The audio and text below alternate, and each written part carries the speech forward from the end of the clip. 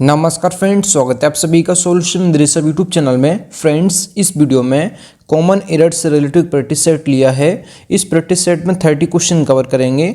आप लोगों को जरूर बताना कि आप लोगों ने 30 में से कितना स्कोर किया है।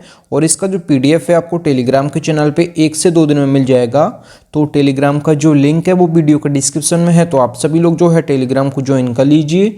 और आप सभी लोग जो है यूट्यूब चैनल को भी ज्वाइन कर सकते हैं। यूट्यूब चैनल ज्वाइन करते ही आपको सभी वीडियोस की जो पीडीएफ होगी वो आपको टेलीग्राम पे मिल जाएगी और उसका पासवर्ड आपको चैनल के मेंबरशिप सेक्शन में आपको मिल जाएगा। जब आप सभी लोग चैनल को ज्वाइन कर लेंगे तो आपके यूट्यूब के होम पेज पे मेंबरशिप का ऑप्शन खुल जाएगा, तो उसमें आपको सभी वीडियोस की जो पीडीएफ का पासवर्ड होगा वो आपको मिल जाएगा। और पीडीएफ के लिए जो है आप लोग टेलीग्राम को भी ज्वाइन कर लीजिए। लिंक जो है वीडियो के डिस्क्रिप्शन में है। लास्ट में आप लोगों ने 30 में से कितना स्कोर किया है कमेंट बॉक्स में जरूर बताएं। तो चलिए वीडियो को शुरू करते हैं। अगर आप चैनल पर पहले आप विजिट किए, चैनल को सब्सक्राइब करें, बेल आइकन प्रेस करें। चलिए वीडियो को शुरू करते हैं। सबसे पहला जो क्वेश्चन है question number 1, he was so inquisitive that he rose many questions in the class. तो इसमें आप लोग सोच लीजिए किस पार्ट में एरर है। तो सबसे पहले इसमें देख लीजिए, इसमें जो है सबसे पहले आप देख लीजिए यहाँ पे जो है वर्ब की सेकंड फॉर्म दी है। तो यहाँ पे जो है राइज होता है RISE, राइज जो है अपने आप में फर्स्ट फॉर्म है। इसका सेकंड फॉर्म जो है ये रोज होता है ROSE, रोज। और इसका थर्ड फॉर्म जो है ये होता है राइजन, RISEN, राइजन। ये है थर्ड फॉर्म, ये जो है सेकंड फॉर्म है और ये यहाँ पे दिया है फर्स्ट फॉर्म। तो राइज का मतलब होता है उठना। तो राइज का मतलब होता है उठना। अगर बात की जाए, जब कई सवालों की बात की जाए, जब कई सवाल उठाने की बात की जाए तो वहाँ पे जो है आप रेज यूज़ करेंगे, RAISE। तो यहाँ पे जो है रेज यूज़ करेंगे जब आपको कई सवाल उठाना हो। तो यहाँ पे क्लास में कई क्वेश्चंस की बात की गई है, मैनी क्वेश्चंस की बात की गई है, तो यहाँ पे रेज का यूज़ करेंगे, ना कि राइज का। तो राइज का मतलब होता है उठना और रेज का मतलब होता है कई क्वेश्चन उठाना। तो यहाँ पे जो है रेज अपने आप में जो है फर्स्ट फॉर्म है, तो इसका सेकेंड फॉर्म क्या हो जाएगा? तो रेज का जो सेकंड फॉर्म जो हो जाएगा ये हो जाएगा रेज्ड, और थर्ड फॉर्म जो है ये भी रेज्ड होता है। तो आप लोग याद रखिए, तो यहाँ पे जो है सेकंड फॉर्म और थर्ड फॉर्म जो है रेज्ड ही होता है। तो यहाँ पे जो है हम लोग रेज्ड यूज़ करेंगे क्योंकि यहाँ पे मैनी क्वेश्चंस की बात की गई है। अगर एक क्वेश्चन की बात की जाती तो यहाँ पे जो है राइज का सेकंड फॉर्म सही था, लेकिन मैनी क्वेश्चंस की बात की गई है तो यहाँ पे जो है रेज का जो थर्ड फॉर्म है और सेकंड फॉर्म है ये रेज्ड होता है, RAISED। तो यहाँ पे जो है सेकंड फॉर्म यूज़ करेंगे RAISED। तो यहाँ पे इसको हटा देंगे और क्या यूज़ करेंगे? RAISED, रेज्ड यूज़ करेंगे।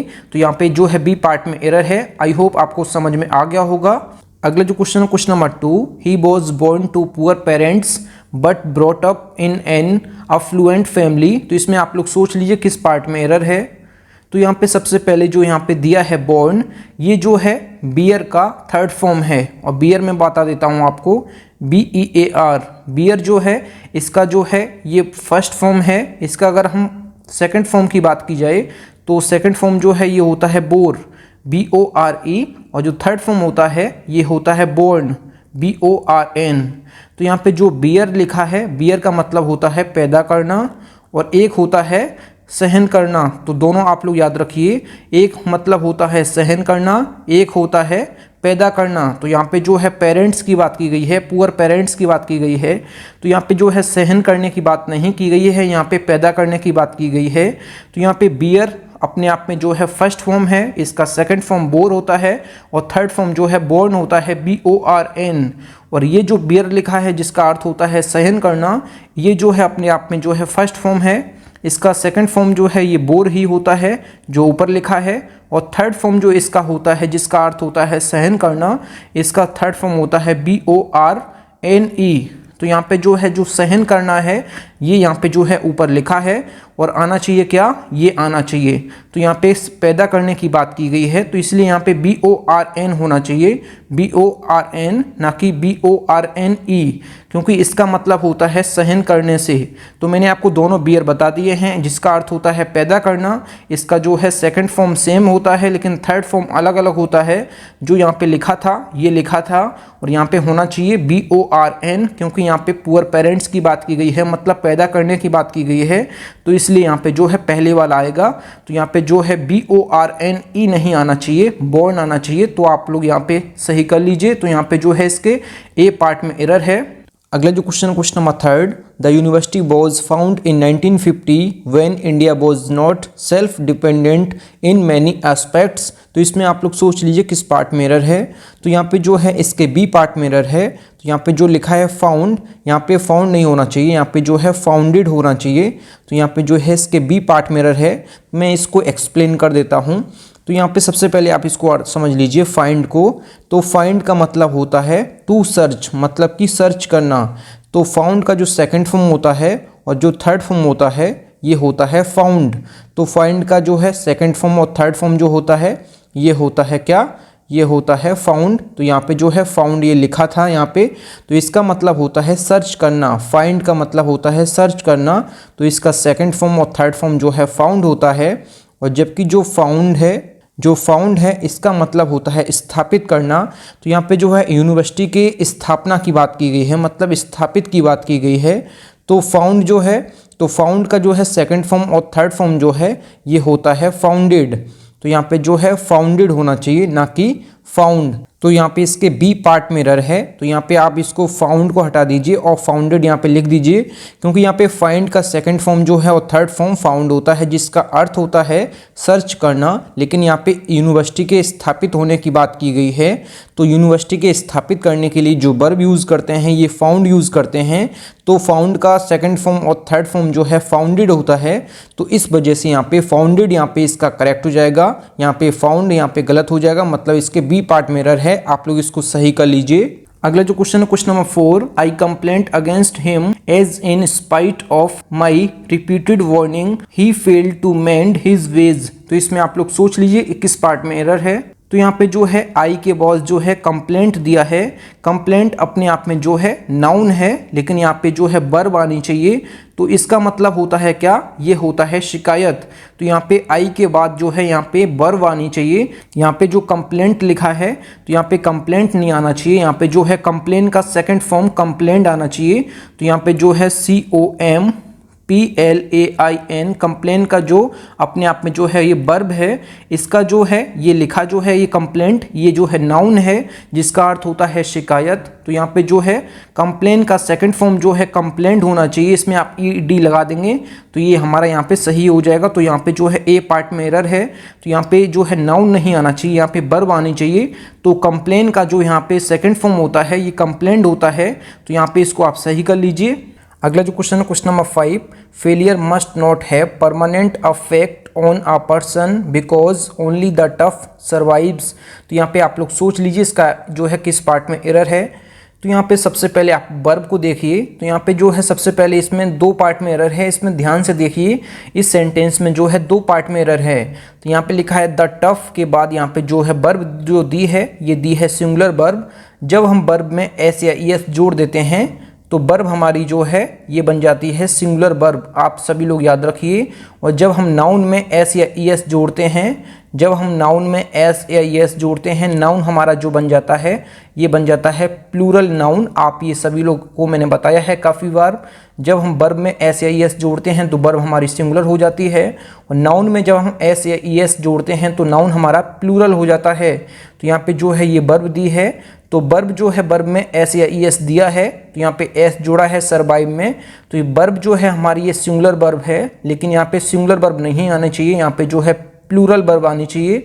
और प्लूरल वर्ब क्यों आनी चाहिए तो मैं आपको बता देता हूँ। जैसे सेंटेंस में आपको एग्जांपल देता हूँ। अगर मान लिया यहाँ पे द टफ मैन लिखा होता तो सेंटेंस में जो है मैन के अकॉर्डिंग आपको जो है वर्ब ये कदम करेक्ट थी। तो ये यहाँ पे जब मैन को आप हटा देंगे तो टफ की बात की गई है। टफ अपने आप में जो है एडजेक्टिव है जो कि नाउन की तरह यूज़ किया गया है। तो यहाँ पे पूरे कम्युनिटी की बात की गई है, पूरी कम्युनिटी में जो है, तो इसलिए यहाँ पे जो है प्लूरल वर्ब आएगी। तो यहाँ पे एस को आप हटा देंगे तो ये हमारा यहाँ पे सही हो जाएगा। और दूसरी मिस्टेक कहाँ है, दूसरी मिस्टेक जो है failure must not have permanent affect. तो अफेक्ट जो है अपने आप में जो है वर्ब है, और यहाँ पे आना चाहिए क्या, नाउन आना चाहिए, क्योंकि परमानेंट के बाद यहाँ पे जो है failure must not have permanent affect. तो परमानेंट अफेक्ट नहीं होना चाहिए, परमानेंट इफेक्ट होना चाहिए, मतलब कि परमानेंट इफेक्ट होना चाहिए, ना कि अफेक्ट। ये इफेक्ट जो है अपने आप में जो है नाउन है, और यहाँ पे जो लिखा है ये अपने आप में वर्ब है, तो यहाँ पे वर्ब नहीं आना चाहिए, यहाँ पे नाउन आना चाहिए। तो यहाँ पे इफेक्ट करेक्ट हो जाएगा। और यहाँ पे सर्वाइव्स जो लिखा है इसमें आप एस हटा देंगे, क्योंकि यहाँ पे द टफ लिखा है।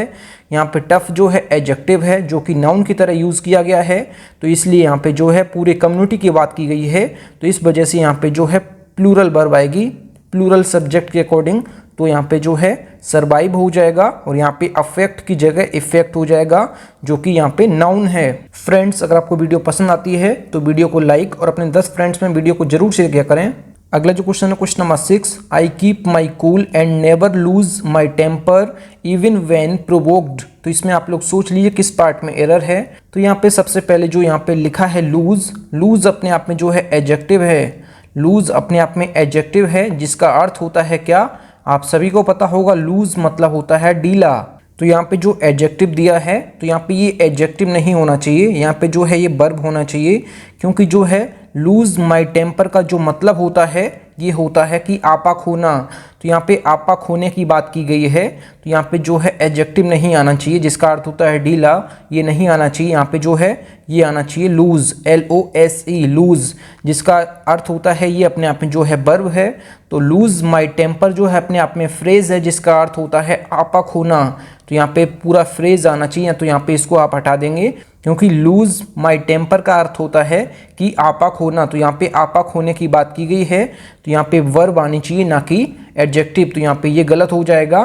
तो यहाँ पे जो है इसके बी पार्ट में एरर है, तो यहाँ पे लूज को आप हटा के यहाँ पे वर्ब लिख लीजिए, LOSE, ये लिख लीजिए, यहाँ पे सेंटेंस हमारा करेक्ट हो जाएगा। अगला जो क्वेश्चन है question number 7, he laid on the grass for hours enjoying the cool bridge. तो इसमें आप लोग सोच लीजिए किस पार्ट में एरर है। तो सबसे पहले शुरुआत में जो लिखा है लेड, इसको मैं समझा देता हूँ। तो यहाँ पे जो लेड लिखा है ये जो है लाई का सेकंड फॉर्म है, और थर्ड फॉर्म भी लेडी होता है, लेकिन यहाँ पे जो लिखा है ये सेकंड फॉर्म लिखा है।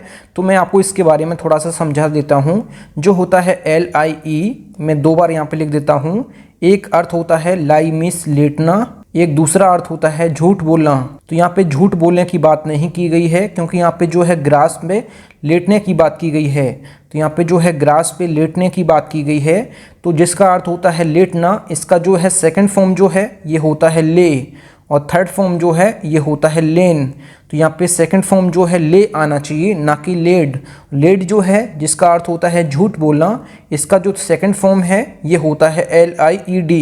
तो ये यहाँ पे लिखा है जिसका अर्थ होता है झूठ बोलना, तो ये यहाँ पे नहीं होना चाहिए, यहाँ पे होना चाहिए ले, क्योंकि यहाँ पे लाई मीन्स लेटना होता है, जिसका सेकंड फॉर्म जो है ले होता है, ना कि झूठ बोलना के लिए लेड। तो यहाँ पे ले आना चाहिए, जिसकी बात हो गई है घास पे लेटने की बात, इसलिए यहाँ पे लेटने के अर्थ में यहाँ पे सेकंड फॉर्म जो है ले आना चाहिए, LA/। तो यहाँ पे जो है ए पार्ट में एरर है, आप लेड को हटा के यहाँ पे ले लिख दीजिए सेकंड फॉर्म, जो कि यहाँ पे करेक्ट हो जाएगा।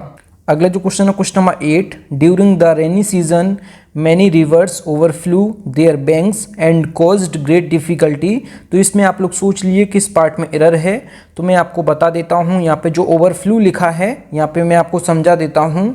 जो ओवरफ्लो होता है, जो ओवरफ्लो होता है, जो कि अपने अपने वर्ब की फर्स्ट फॉर्म है, इसका जो सेकंड फॉर्म और थर्ड फॉर्म जो होता है ये होता है ओवरफ्लूड, ये होता है ओवरफ्लूड। आप लोग देख लीजिए यहाँ पे ये होता है सेकंड फॉर्म और थर्ड फॉर्म, तो ये यहाँ पे गलत हो जाएगा। यहाँ पे जो है वर्ब की सेकंड फॉर्म दी है, तो यहाँ पे आप लोग ओवरफ्लूड लिख लीजिए, तो यहाँ पे हमारा सेंटेंस जो है ये करेक्ट हो जाएगा। ओवरफ्लू को आप हटा दीजिए, ओवरफ्लूड होता है, तो यहाँ पे आप लोग सही कर लीजिए। तो यहाँ पे सेकंड फॉर्म आना चाहिए, और थर्ड फॉर्म भी यही होता है, तो आप लोग देख लीजिए, लेकिन यहाँ पे जो है सेकंड फॉर्म यूज़ की गई है।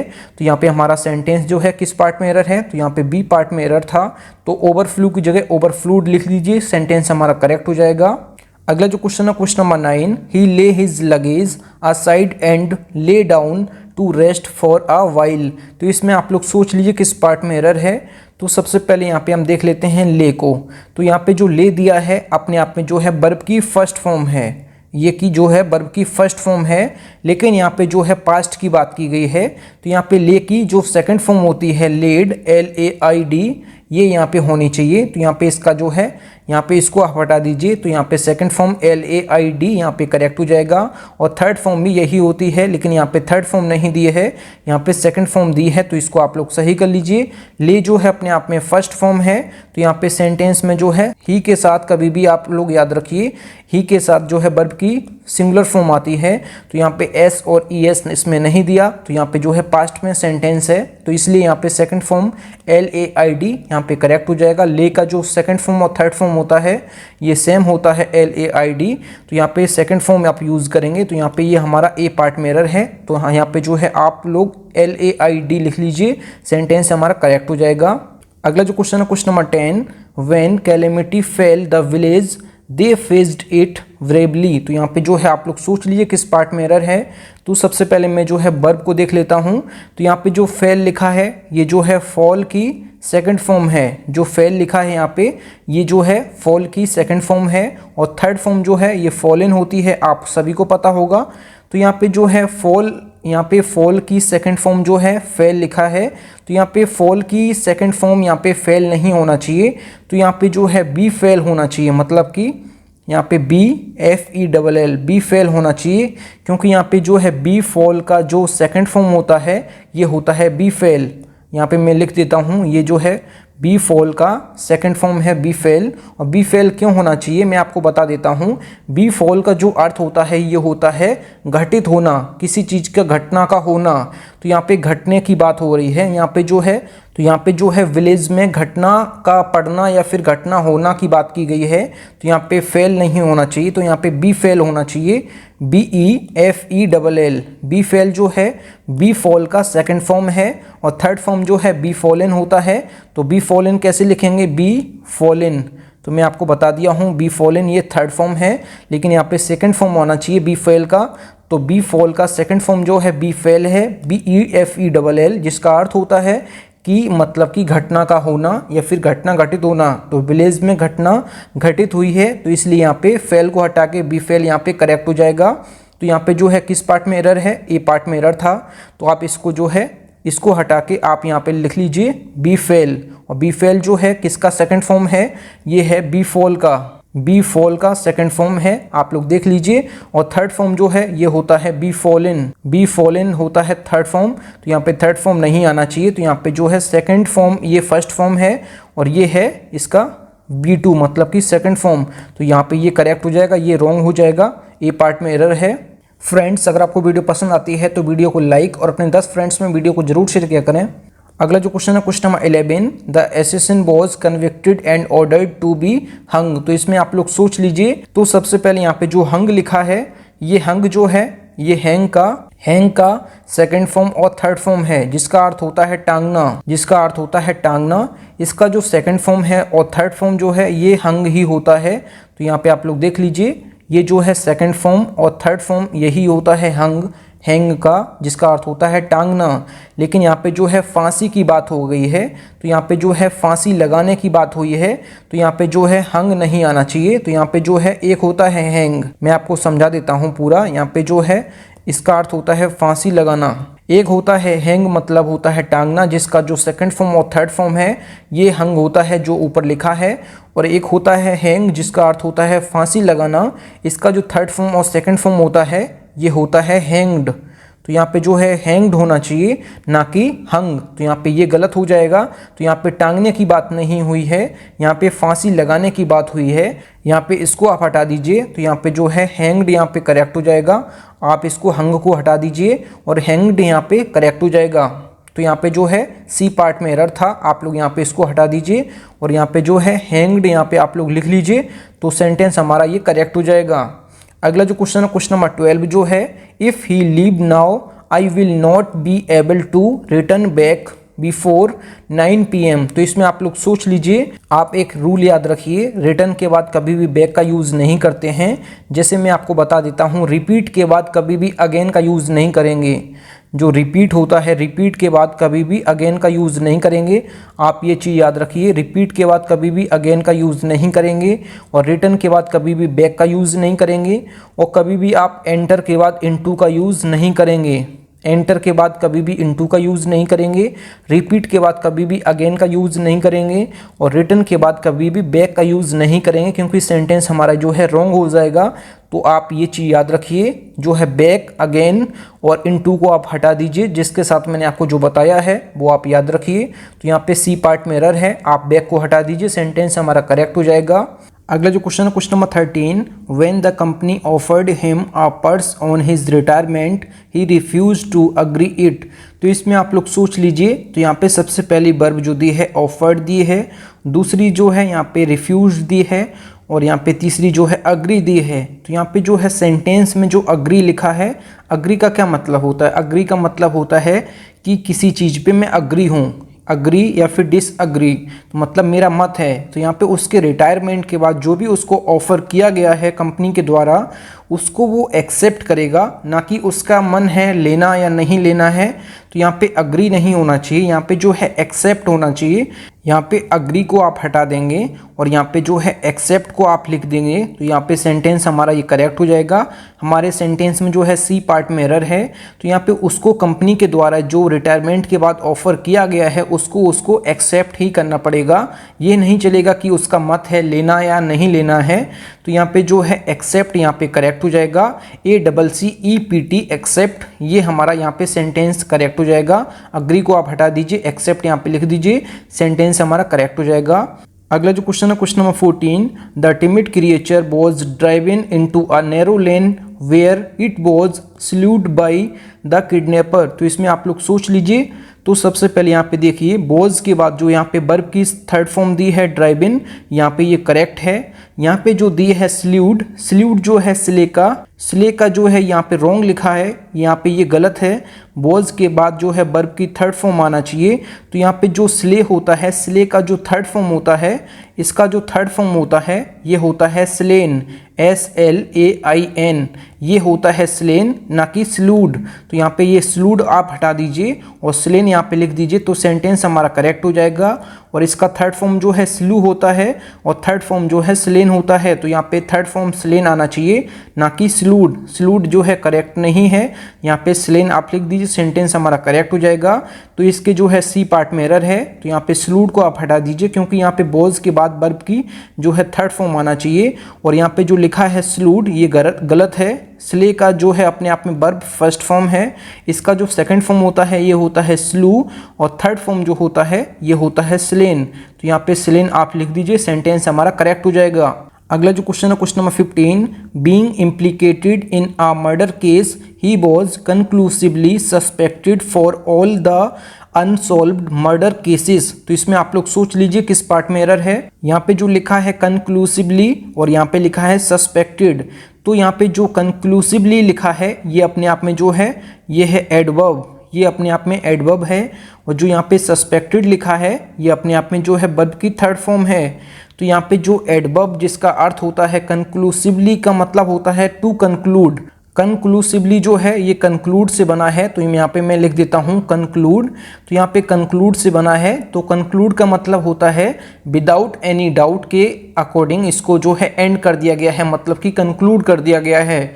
और आगे जो है सस्पेक्टेड भी लिखा है, मतलब कि ऐसा हो सकता है, मतलब उसे शक है।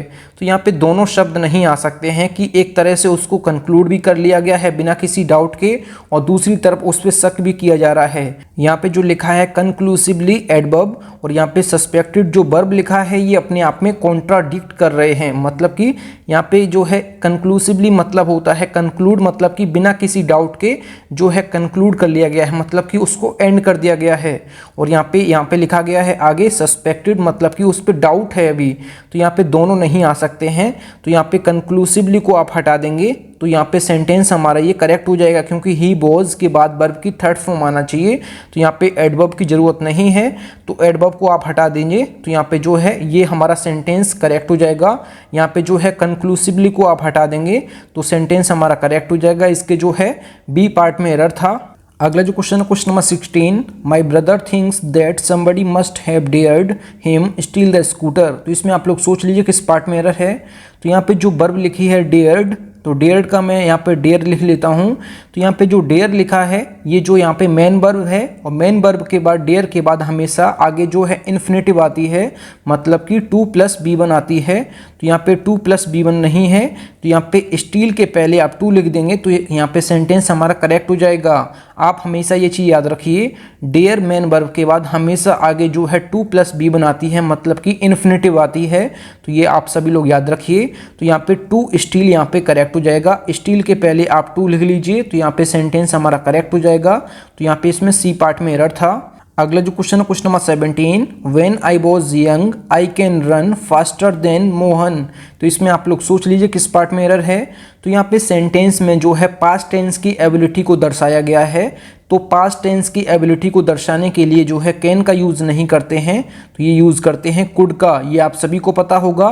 तो जब सेंटेंस में पास्ट टेंस की एबिलिटी को दर्शाया जाता है तो हमेशा आप कैन की जगह आप हमेशा कुड यूज़ करेंगे। तो यहाँ पे सेंटेंस हमारा करेक्ट हो जाएगा। तो इसमें जो है बी पार्ट में एरर था, कैन की जगह आप कुड कर दीजिए तो सेंटेंस हमारा करेक्ट हो जाएगा। अगला जो क्वेश्चन है question number 18, Harish needs not come here as it is getting dark. तो इसमें आप लोग सोच लीजिए किस पार्ट में एरर है।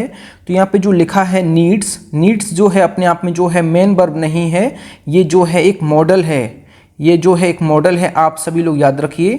यहाँ पे जो है जो नीड्स नॉट लिखा है, तो यहाँ पे जो नीड लिखा है ये मेन वर्ब नहीं है, यहाँ पे जो है मॉडल है, ये आप सभी लोग याद रखिए। तो यहाँ पे जो नीड्स लिखा है तो यहाँ पे नीड्स नहीं होना चाहिए। तो यहाँ पे जो है आप नीड्स की जगह नीड लिख दीजिए तो सेंटेंस हमारा ये करेक्ट हो जाएगा। क्योंकि यहाँ पे जो है ये नीड्स जो लिखा है ये मेन वर्ब नहीं है, ये मॉडल है, इसलिए यहाँ पे जो है आपको नीड करना होगा तो सेंटेंस हमारा जो करेक्ट हो जाएगा। तो यहाँ पे जो है इसको आप एस को आप हटा दीजिए, नीड नॉट यहाँ पे हमारा करेक्ट हो जाएगा। इसमें ए पार्ट में एरर था क्योंकि यहाँ पे मेन वर्ब की तरह यूज़ नहीं हुआ है। तो यहाँ पे नीड जो यूज़ हुआ है ये मॉडल की तरह यूज़ हुआ है, तो ये आप याद रखिए। अगला जो क्वेश्चन है question number 19, he dare not to go there. तो इसमें आप लोग सोच लीजिए किस पार्ट में एरर है।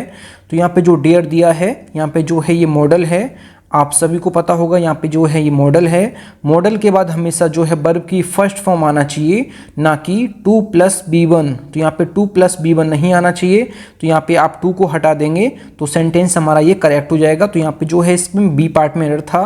तो यहाँ पे कभी भी आप याद रखिए मॉडल के बाद वर्ब की हमेशा फर्स्ट फॉर्म आती है, ना कि 2 + B1। तो 2 को आप हटा देंगे, सेंटेंस हमारा करेक्ट हो जाएगा। इसके जो है बी पार्ट में एरर था, 2 को आप हटा दीजिए, सेंटेंस हमारा करेक्ट हो जाएगा। अगला जो क्वेश्चन है question number 20, I use to play hockey I was 10 year old. तो इसमें आप लोग सोच लीजिए इसमें जो है किस पार्ट में एरर है।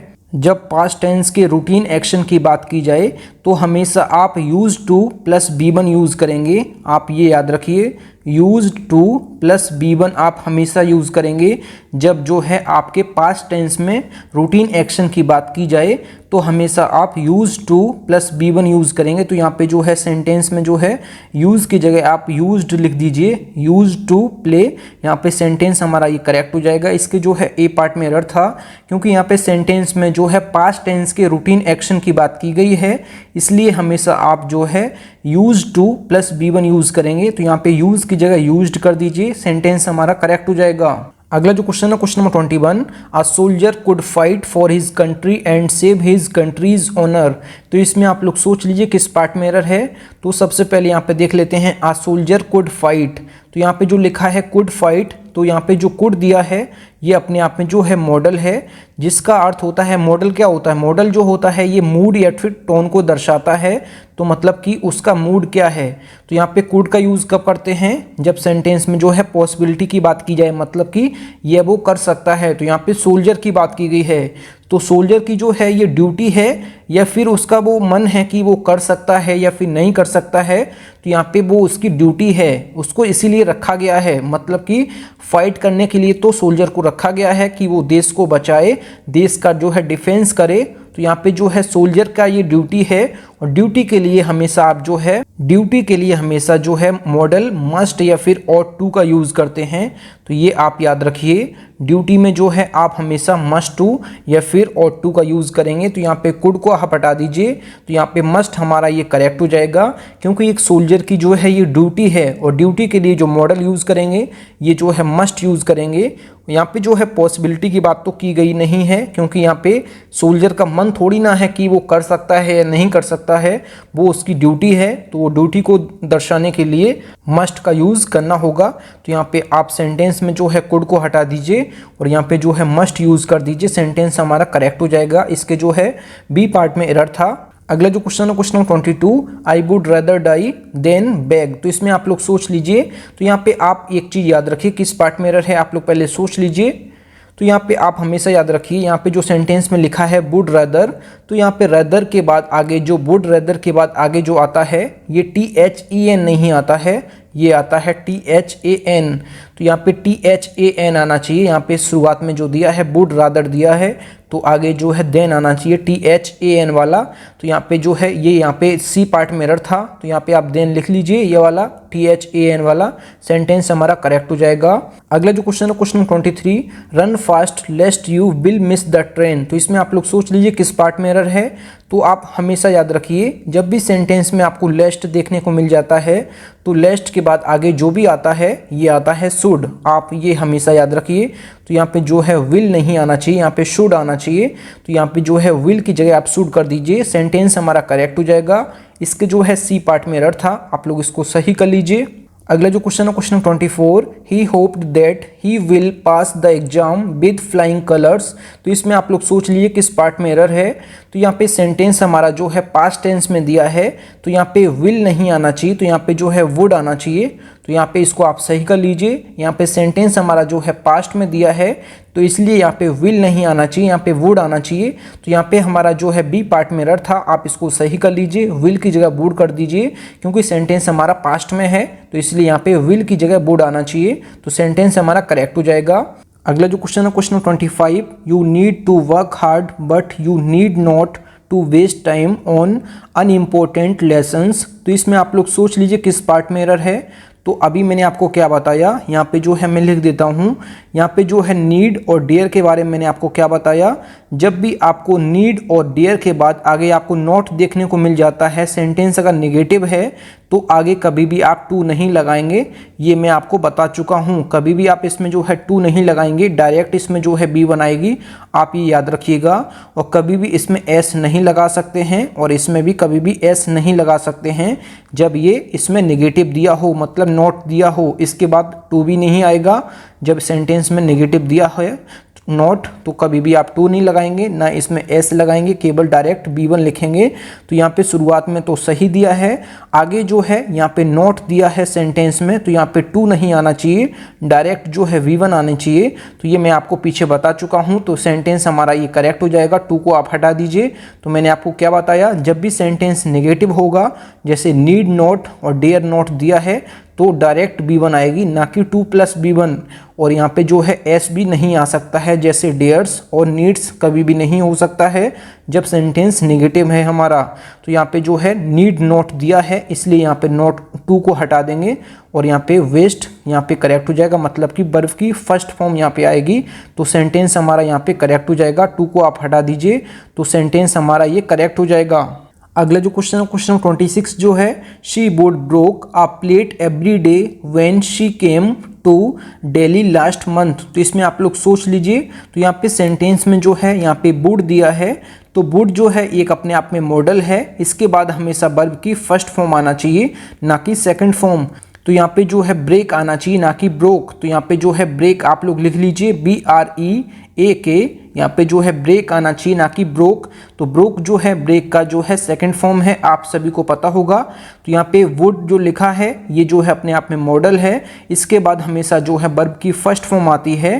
तो यहाँ पे जो ब्रोक लिखा है, ब्रोक की जगह ब्रेक लिख लीजिए, सेंटेंस हमारा करेक्ट हो जाएगा। BREAK ये हमारा करेक्ट हो जाएगा। तो यहाँ पे जो है ब्रोक को आप हटा दीजिए, तो यहाँ पे लिख लीजिए BREAK, ये हमारा ये करेक्ट हो जाएगा। आप इसको सही कर लीजिए, क्योंकि वुड जो है अपने आप में मॉडल है, इसके बाद हमेशा जो है वर्ब की फर्स्ट फॉर्म आती है, ना कि सेकंड फॉर्म। तो इसको आप सही कर लीजिए। अगला जो question question 27, the old lady prayed that he may live long. तो इसमें आप लोग सोच लीजिए।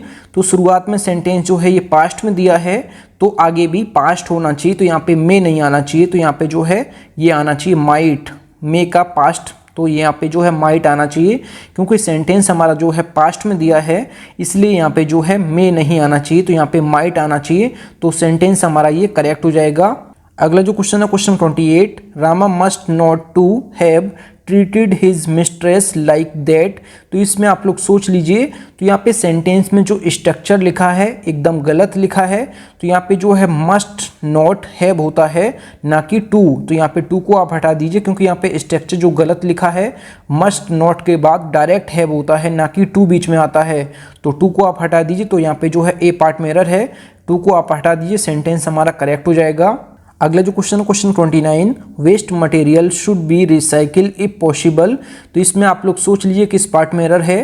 तो यहाँ पे जब भी सेंटेंस में आपको शुड भी देखने को मिल जाता है, तो आगे हमेशा जो है वर्ब की थर्ड फॉर्म आती है, ना कि वर्ब की फर्स्ट फॉर्म। ये चीज़ आप याद रखिए।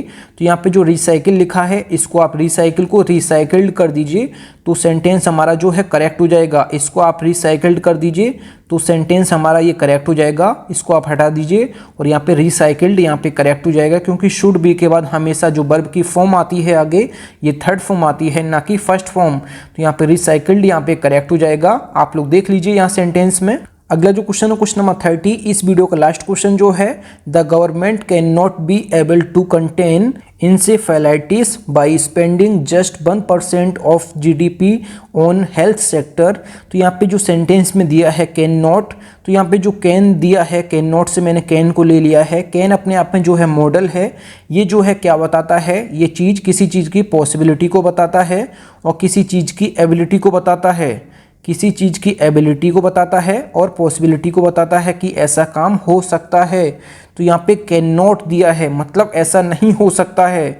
और आगे दिया है बी एबल टू, यहाँ पे बी एबल टू मतलब दिया है कि ऐसा हो सकता है।